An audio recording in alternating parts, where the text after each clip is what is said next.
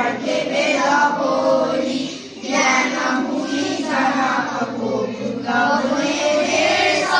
यो चुलीको पहिलो जुत्ता पहिलो मेरो देश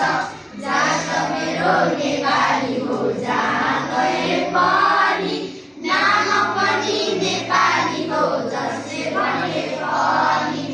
आफ्नै गति आफै माटो छुन सक्ने देश यो चुलीको पहिलो